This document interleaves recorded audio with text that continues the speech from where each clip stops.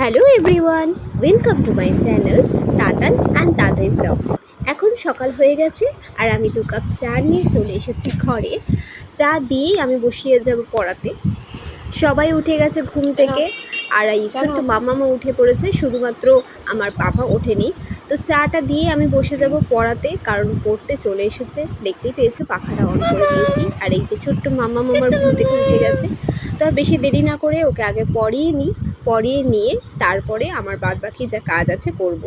সকালে ঘুম থেকে উঠে যে বাসি কাজকর্ম আছে তা তো সব হয়েই গেছে, শুধুমাত্র রান্না আর মাম্মাম আর পাপাকে খাওয়ানো বাকি রয়েছে। তো আগে ওকে পড়িয়ে নিয়ে তারপর সে কাজগুলো সারব।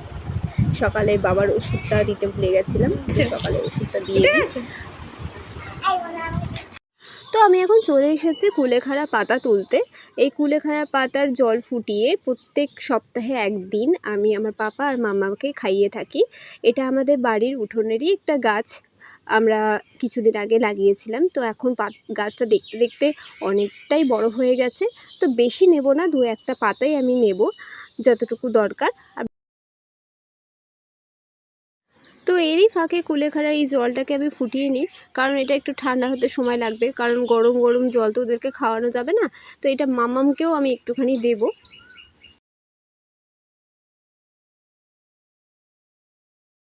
তো জল চলে এসেছে, খাওয়ার জলে বালতিটা আমি পেতে দিলাম। আর জলের ধারাটা দেখো কত সরুভাবে পড়ছে, এই বালতি ভরতে যে কতক্ষণ লাগবে তার ঠিক নেই। তো জলের মতো করে পড়তে থাকুক। আর এদিকে কুলেখাড়া জলটাও তৈরি হয়ে গেছে। আমি এটা গ্লাসে ঢেলে একটুখানি ঠান্ডা করতে দেবো, তারপর এটা আমি পাপাকে দেবো।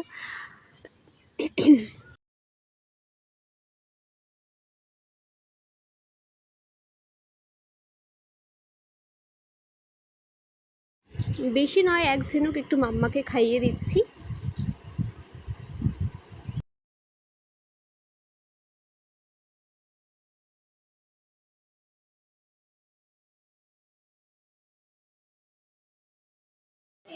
তো ওদিকে আমার পড়ানো হয়ে গেছে আর এখন আমি চলে এসেছি আমার পাপার জন্য কিছু খাবার রেডি করতে। তো সকালে যেহেতু এখনও ব্রেকফাস্ট করেনি, তাই জন্য ওকে ভেবেছি আজকে আম আর মুড়ি আর একটু ছানা রেখেছি, ওই ছানা দিয়েই খেতে দেবো। তো পাপা এখানে খেয়ে নিই, খেয়ে নেওয়ার পরে আমি ওকে পড়াতে বসবো। সকাল সকাল না পড়াশুনো করলে আমার আবার হয় না। তো দেখো আমি ওখানে পড়াতে বসিয়ে দিয়েছি ওকে, আর এইদিকে মাম্মামও ঘুমিয়ে পড়েছে। মামামের মতো যতটুকু পারে ঘুমিয়ে নিই, এবার পড়া ধরবো, ঠিক আছে?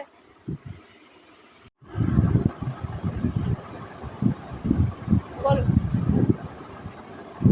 বলো, প্ল্যান্টস ফ্রুট বলো, অ্যানিমাল ফ্রুটটা বলো। আমি এক এক করে বলবো না, অ্যানিমাল ফ্রুট কি কি আছে নাম বলো। আচ্ছা, তারপরে বাটার আর বানান বলো।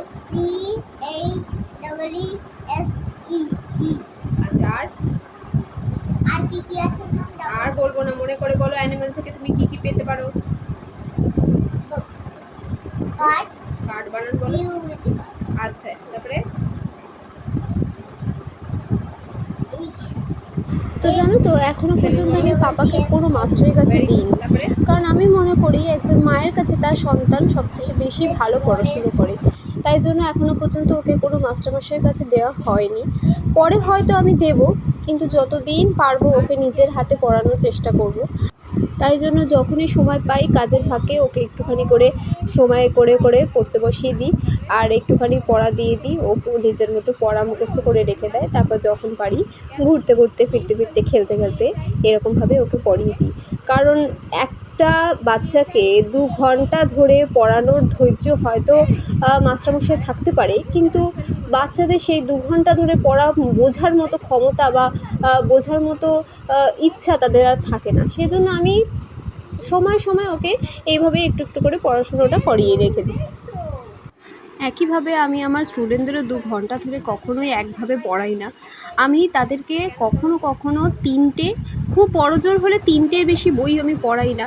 কারণ সেই 3টে বই যতটুকু মুখস্থ হবে, যতটুকু সে মনে রাখতে পারবে, সে নিতে পারবে, তার বেশি বই পড়ে মুখস্থ রাখার মতো ইচ্ছা তার আর তখন থাকে না।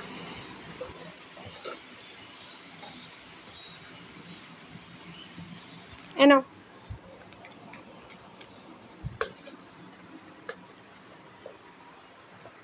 দেখি দেখি দেখি দেখি মাম্মাটাকে দেখি, পাপাটাকে দেখি, পাপাটাকে দেখি। তুই কি করছো বাবা? ওটা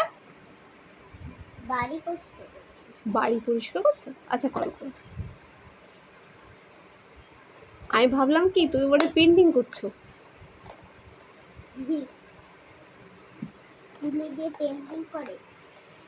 তুলি দিয়েই তো পেন্টিং করে।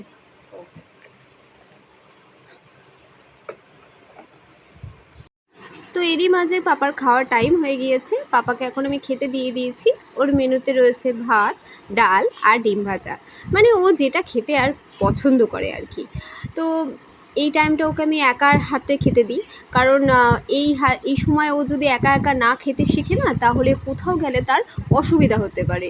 সেজন্য ছড়াক ছিটাক যাই করুক, অন্তত নিজের হাতে ভাতটুকু খেতে শিখবে। তাই জন্য ও একাই খায় এই টাইমটায়, আমিও ছেড়ে দিই।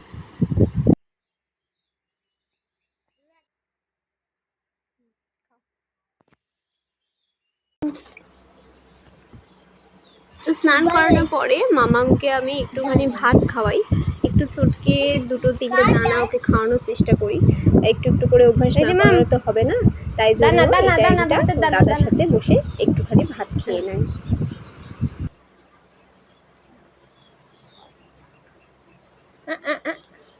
তুলবে না, তুলবে না।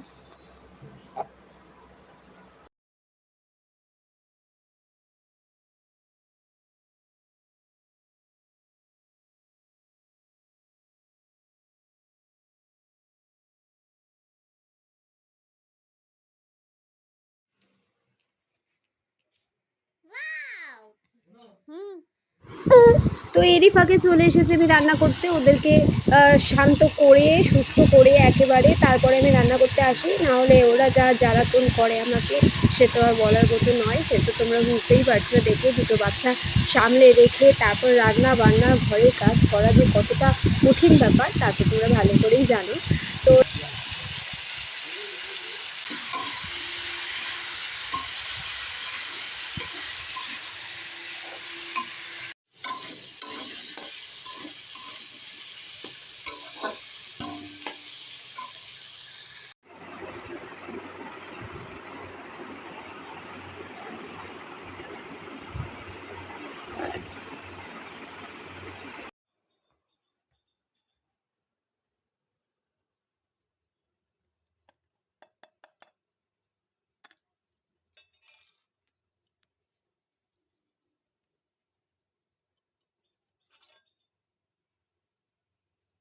তো আমার রান্নাবান্না পুরো হয়ে গেছে, দেখতেই পেলে আলু বরবটির একটু তরকারি করেছি, আর এখানে রয়েছে ডাল আর উচ্ছে আর কুমড়ো দিয়ে ভাজা।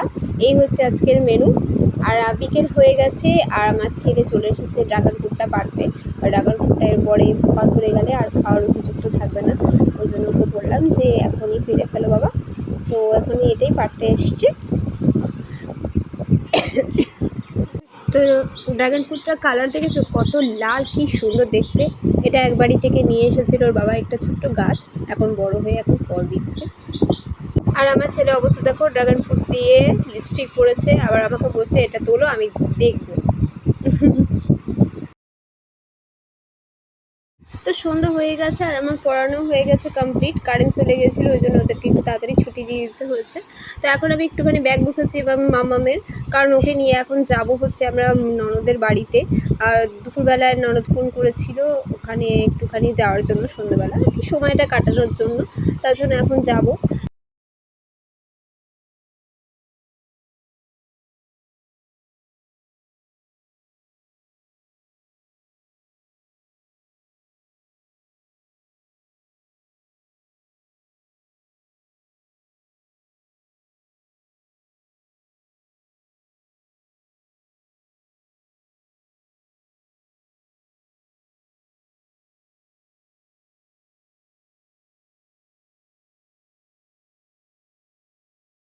তো দেখে বুঝতেই পারছো যে ননদের বাড়িতে চলে এসেছি। মাম্মাম এখন ওর পিছু পিছু ওর সাথে খেলছে, আর পাপা একটু দিদির অপেক্ষা করছে। দিদি পড়তে গেছে, দিদি আসলে পরে দিদির সাথে একটু খেলা করবে।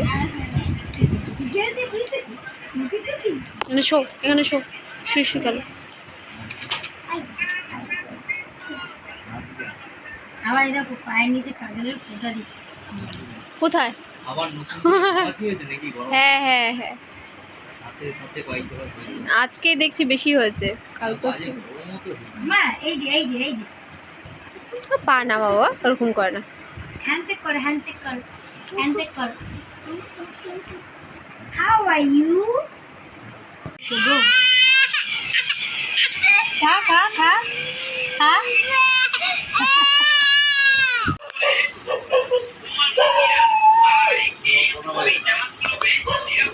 জামা কাপড় পরো। দৌড়ে দৌড়ে দৌড়ে দৌড়ে আচ্ছা ঠিক আছে।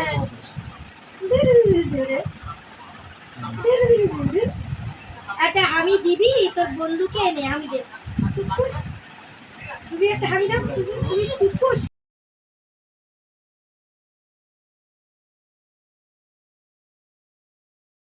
তো পাপার দিদি চলে এসেছে পড়া থেকে, আর এখানে পাপা খাচ্ছে চপ, আর এখন একটু বদমাইশি করবে। ওর যত বদমাইশি ওর দিদির সাথে, এই বদমাইশিটুকু না করলে ভাই বোনের মধ্যে কি হয়। তো একটু পরে আমরা বেরিয়ে যাব, অনেকটা রাত হয়ে গেছে, প্রায় 8:30 9টা বেজে গেছে। আর বেশি রাত করা যাবে না, ওই জন্য তাড়াতাড়ি করে খেয়ে নিয়েই আমরা একটু পরেই বেরিয়ে যাচ্ছি।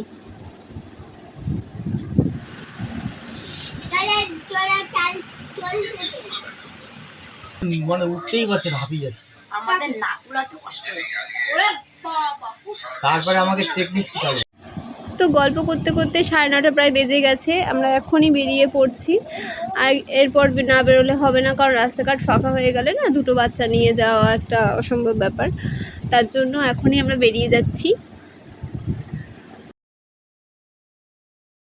তো বাড়িতে চলে এসেছি, এদিকে মা দিচ্ছে ছেলেকে মাসাজ। তো মাসাজ দিতে দিতে আজকে ব্লগটা আমি এখানেই শেষ করছি। আশা করি ব্লগটা দেখতে তোমাদের খুব ভালো লেগেছে। যদি ভালো লেগে থাকে তো একটা লাইক করে দিও, আর আমার এই চ্যানেলটাকে সাবস্ক্রাইব করে দিও। আগামীকাল আবার আসবে, এখন টাটা।